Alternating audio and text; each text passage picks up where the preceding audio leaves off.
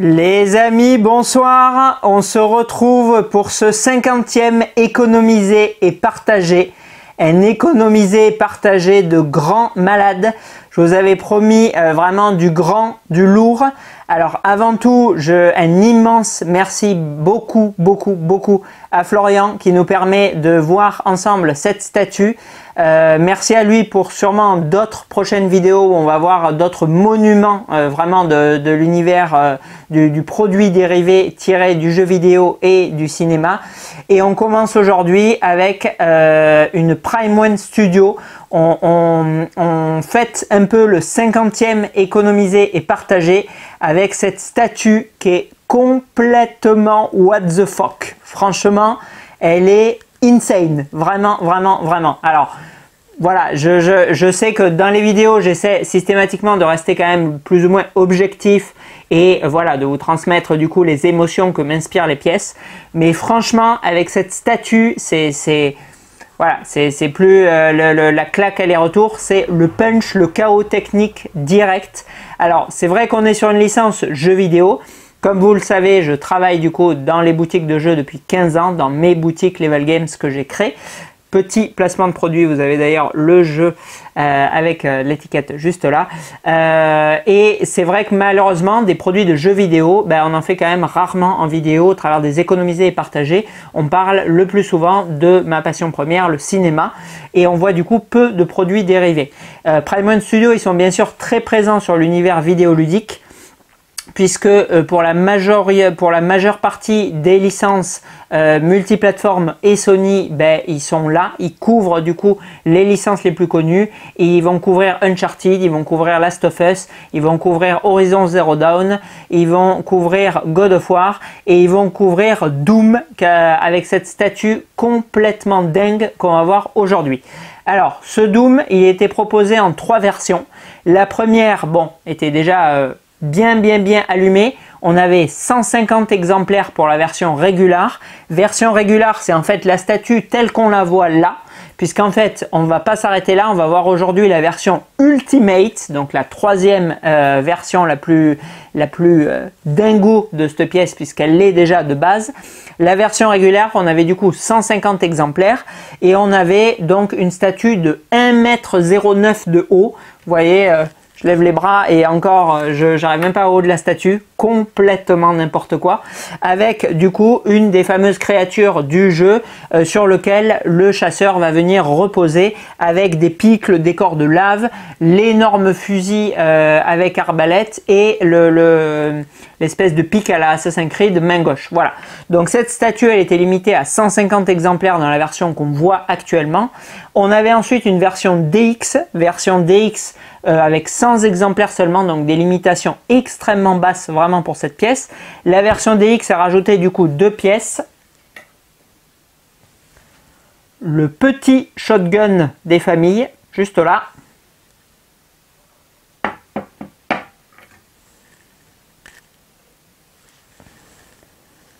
Et la petite épée des Fafa, juste ici. Donc on avait du coup 3 armes au total. Les machins, ils font 3 km de large, c'est un truc de fou, ils tiennent même pas sur mon comptoir, c'est n'importe quoi. Voilà, donc on avait 3 armes au total pour la version DX, et ensuite on avait la version Ultimate. Donc comme vous le savez, chez Prime One Studio, quand il y a l'appellation Ultimate, ça envoie du lard, mais nerveux. C'est que là, déjà les DX, ils font des statues de plus en plus ouf, mais quand ils vous apposent la mention Ultimate, c'est que vraiment vous avez intérêt à préparer une pièce rien que pour exposer une statue. La version Ultimate, elle rajoutait du coup 3 armes supplémentaires, que je vais pas vous montrer là parce que les trucs il faut les attraper à 2 bras tellement ils sont énormes, et du coup on avait 6 armes au total avec la version Ultimate qu'on voit aujourd'hui, et elle était limitée du coup à 250 exemplaires. Pourquoi? Parce que bien sûr, comme dans les jeux comme Serious Sam, Doom c'est avant tout un Doom-like bien évidemment parce que c'est le premier. Et on va retrouver du coup une multitude d'armes complètement folles, plus folles les unes que les autres à l'image de cette statue.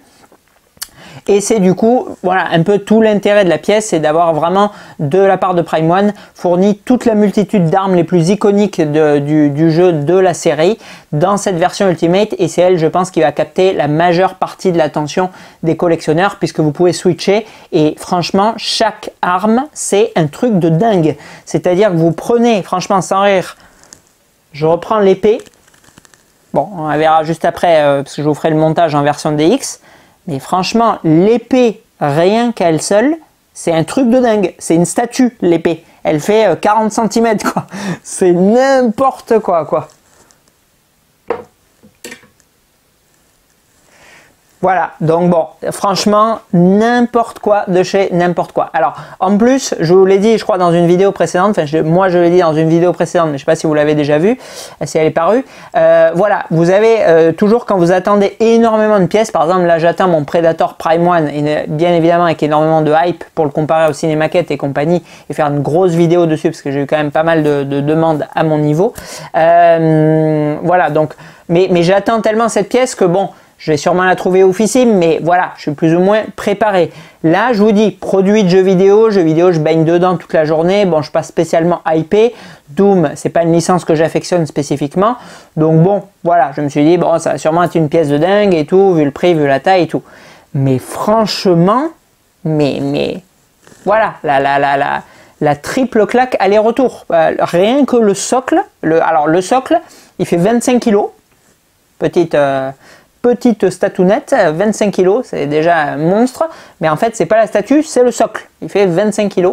Et ensuite on a le perso pour 28 kg seulement. Voilà, donc on a une petite statue de 53 kg. Ça tient d'ailleurs sur mon verre, je sais pas comment.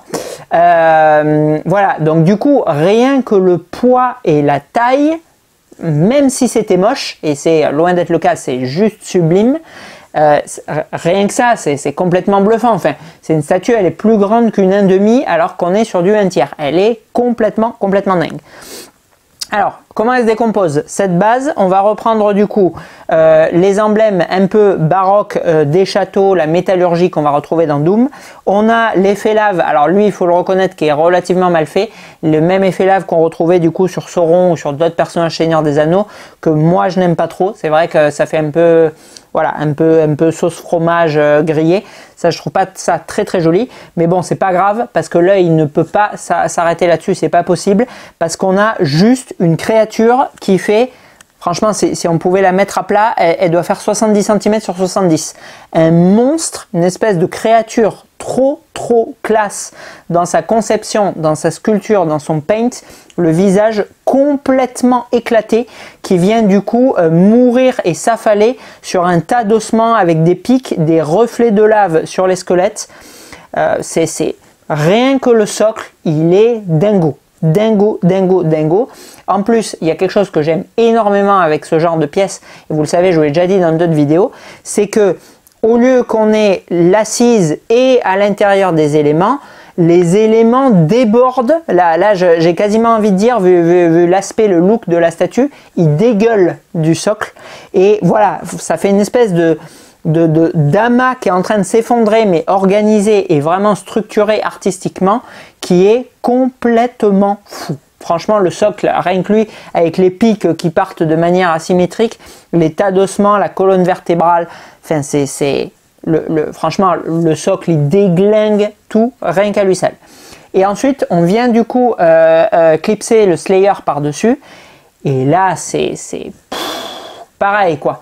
Deuxième punch, on a l'armure, c'est extrêmement bien peint, il y a une multitude de détails qu'on ne voit pas du tout du coup quand on regarde la photo de la statue, mais où c'est vraiment un entremêlement de couleurs, des marrons, des cuivres, des kakis, des verts.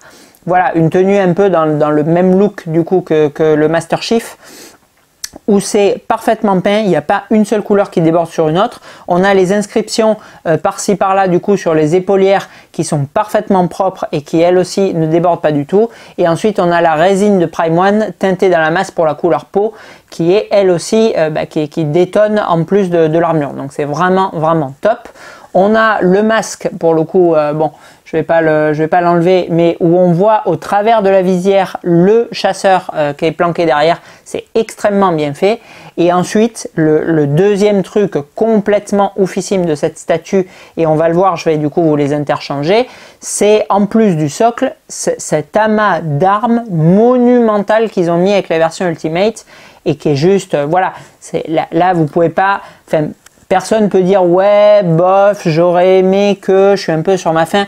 Là, c'est pas possible. Enfin, je veux dire, la truc, elle fait 53 kg, elle fait 1,10 m. Vous avez 6 armes différentes qui font entre 25 et 40 cm chacune. Enfin là, c'est juste de la grosse dinguerie. C'est qui peut le plus, quoi, là, sur cette pièce. Voilà. Donc là, je vous l'ai présenté en version régulière avec ces deux armes. On va du coup switcher. Je vais faire les coupures entre les switches parce que comme c'est grand, il faut que je dépose les bras et compagnie, c'est un peu compliqué.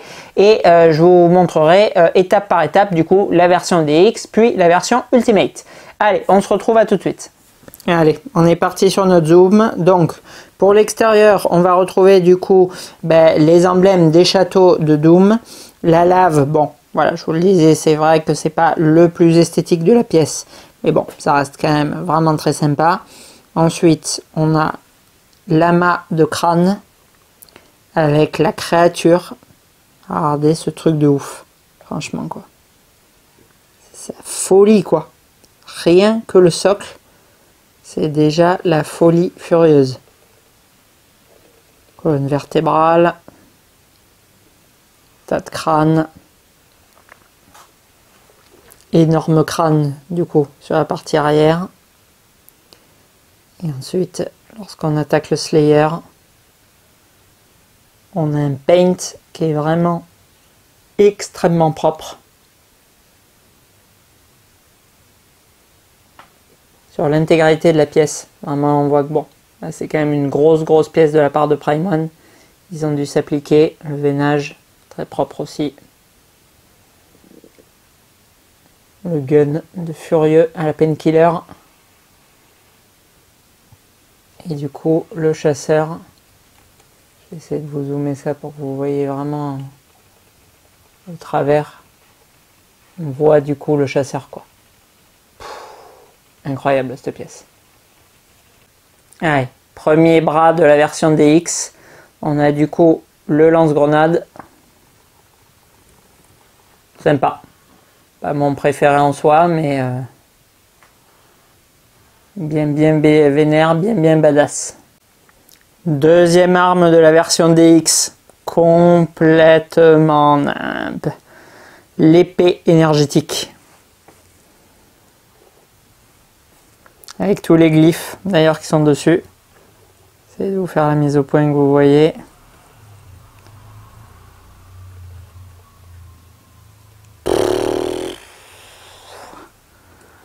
Franchement, c'est bien la folie. Le monstre, quoi.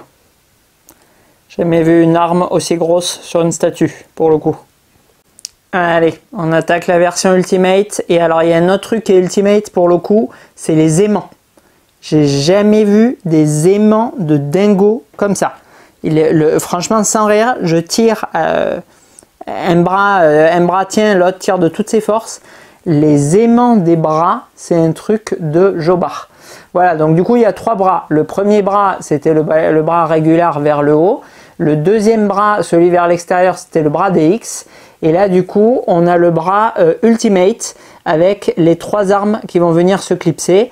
On commence du coup par la mitraillette, c'est la toute première. Magnifiquement détaillée d'ailleurs avec des brossages à sec, des couleurs style Army, un effet métallique qui est vraiment marqué. Très belle aussi. Alors bon, ça fait quand même moins ouf. Donc je ne mettrai pas cette arme en expo si je devais en choisir qu'une. Mais en termes de finition, de détail, elle est très belle. Allez, nouvelle arme complètement what the fuck. La tronçon. Elle aussi, elle doit faire 25-30 cm. Très jolie. Aussi, travail vraiment sur la lame. Effet métallique. Très beau. Il la tient du coup à une main. Parce que bon, il craint des gains. Et voilà. Et bon, c'est quand même une pièce qu'on voit pas souvent non plus sur une statue. Qui est extrêmement bien réalisée. Et bon, là, en termes de badassitude, ça match légèrement. Allez, et on finit en apothéose. Alors là, c'est juste n'importe quoi. Regardez la taille du bordel, quoi. C'est franchement, regardez ma main. Ma main à côté du truc, quoi. C'est n'importe quoi. Je vais conclure de toute façon à côté de celle-là. Alors bon, pour le coup, elle est moins bien faite. Franchement, là, on est sur du coup du plastique. Ça fait très très cheap dans les mains parce que c'est la seule pièce qui est relativement légère alors que tout le reste pèse une blinde. Et du coup, en termes de finition, c'est quand même beaucoup moins joli aussi.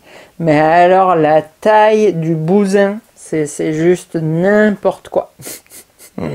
Bah, c'est pas ma préférée, quoi, parce que bon, voilà, je suis toujours dans le gargantuesque et tout, et c'est pas le plus beau. Mais franchement, c'est bien imp niveau taille, quoi. Allez, on conclut sur cette pièce de Jobard. Je remets ma main du coup parce qu'il y avait la profondeur à côté pour que vous voyez la taille de l'engin. C'est du délire cosmique. Franchement, c'est n'importe quoi. Je crois qu'aucune statue ne porte mieux l'appellation Ultimate que cette pièce. Elle est vraiment ouf. Alors bon, bien évidemment, pour les fans de l'univers Doom, c'est la masterpiece. Alors vous savez, j'aime pas utiliser ce mot, mais bon, là, quelle autre pièce maîtresse pourrait-il y avoir dans une collection Doom que cette statue? Bien évidemment, aucune. Elle est juste complètement cramée. J'irais même plus loin, dans une collection vidéoludique, on a des très belles réalisations, comme je vous l'ai dit, de l'univers, de plein d'univers de la part de Prime One. Le diorama Resident Evil, il envoie quand même sacrément du bois. J'aime beaucoup ce que fait Pure Art sur les Assassin's Creed aussi, mais à mon avis, c'est la pièce centrale, la masterpiece en univers jeu vidéo pour celui qui se fait une salle de jeu. Franchement, je le ferai avec une collecte, avec je sais pas, un ou deux full sets de support. Je prendrai cette statue illico presto, même si voilà, même si Doom ne m'importe pas spécialement. C'est vraiment une statue de dingue. Alors, bon, je tiens à remercier, merci beaucoup, encore une fois, Florian, qui nous permet de voir cette statue ensemble. Merci aussi, d'ailleurs, à Jean-Philippe, qui a aussi participé à l'économiser et partager, et qui a acheté, du coup, aussi cette statue Doom Ultimate, mais qui était, du coup, second, donc pour le coup, enfin, oui et non, mais bon, bref, c'est celle de Florian qu'on voit ensemble. Voilà, mais merci beaucoup à eux deux de participer à l'opération et de nous offrir un économisé et partagé, un 50e économisé et partagé comme ça. Je vous dis à chaque fois, merci beaucoup à tous ceux qui participent à l'opération et qui nous permettent de voir ensemble, de voir moi-même ces statues et de vous les faire découvrir, j'espère, avec le plus de passion possible. Mais là, franchement, avec celle-ci, bon, je pense pas que vous ayez une impression de faux semblant sur cette vidéo parce que je suis juste sur les fesses en voyant cette pièce. Elle est vraiment dingue. Donc c'est pour moi la plus belle pièce Doom existante, la plus belle et impressionnante pièce de l'univers vidéoludique que j'ai vue à ce jour. Une statue, encore une fois, si je me faisais une gaming room, que je prendrais instantanément. C'est dur à dire, gaming room à 23h. Et voilà, c'est une statue où on ne peut pas ne pas être satisfait. D'ailleurs, j'ai vu aucune critique sur cette pièce. Elle est de toute façon très limitée. 250, 150, 100. On a du coup 500 exemplaires. 500 exemplaires pour cette statue de fou furieux. Je pense qu'on en verra quand même très peu. C'est vraiment, encore une fois, un mastodonte. Une des masterpieces que nous a offert Prime One Studio. On avait vu ensemble Shockwave, on avait vu la Rotunda. C'est une fois de plus une pièce qui me laisse sans voix. Cette pièce est complètement dingue. Alors, il y en a à ce jour plus du tout chez PBM Express. Il y en a eu qui ont disparu, qui sont revenus. Donc, si jamais l'un d'entre vous la cherche, n'hésitez pas à m'envoyer un petit message, on ne sait jamais. Mais vraiment, que vous la preniez chez moi, dans une autre boutique, peu m'importe, puisqu'on l'a déjà découverte. Mais je vous conseille à 3 millions de % cette statue, elle est complètement dingue. Alors, au point de vue budget, on n'a pas parlé du coup du prix alors que d'habitude je vous bassine d'entrée de jeu avec. En prix public, on était à 3 000 € plus livraison. Là, on était du coup à 2 750 € plus livraison. Deux gros cartons, 53 kg le bestiau. Maintenant, les cartons sont quand même extrêmement bien gérés. Je trouve que pour la taille de la statue, l'envergure des pièces monumentales, on a quand même des boîtes relativement classiques. C'est-à-dire que c'est une statue qui a quand même plus de hauteur mais beaucoup moins d'envergure qu'un Shockwave, et pourtant les cartons sont beaucoup plus petits et au nombre seulement de 2, alors que je m'attendais à avoir 4 ou 5 cartons comme sur Shockwave. Donc franchement un gros plus à PrimeOne pour l'ingénierie des boîtes qui sont vraiment réussies sur ce coup. Bon, comme d'habitude, ça faisait longtemps, ça m'avait un peu manqué, les pièces les cartons de 25 kg qui ne coulissent pas dans les color box et où on galère à mort pour les sortir. Mais bon, que serait PrimeOne Studio sans cela, je vous le demande. Voilà, mais là pour le coup, ça n'entache absolument pas mon enthousiasme et la beauté de cette pièce qui est encore une fois complètement dingue. Voilà, allez, je clôture là-dessus. Merci encore 1000 fois à tous ceux qui participent aux économisés et partagés. Merci beaucoup pour cette statue gargantuesque. C'était vraiment un immense pied de vous la présenter. Et on se retrouve prochainement pour d'autres statues, certes sûrement un peu moins épiques, mais qui seront, je pense, tout aussi sympas à découvrir ensemble. À bientôt!